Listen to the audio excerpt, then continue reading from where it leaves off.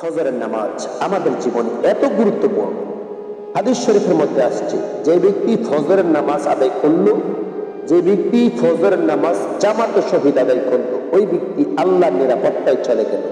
কথাগুলো আমি বলি নাই, ইমামুল আম্বিয়া রাসূল পাক সাল্লাল্লাহু তাআলা আলাইহি ওয়াসাল্লাম বলেছেন।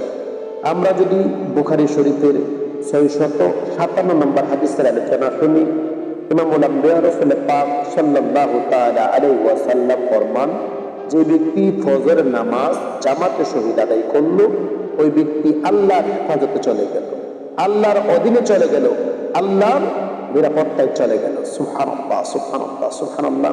আমরা এই আলোচনাটির সামনে যে আলোচনা করেছিলাম তা হলো, যে ব্যক্তি শীতকালীন সময়ে ফজরের নামাজ আদায় করবে, ওই ব্যক্তি জান্নাতে যাবে। কথাগুলো আমি বলি নাই, ইমামুল আম্বিয়া রাসূল পাক সাল্লাল্লাহু তাআলা আলাইহি ওয়াসাল্লাম বলেছেন।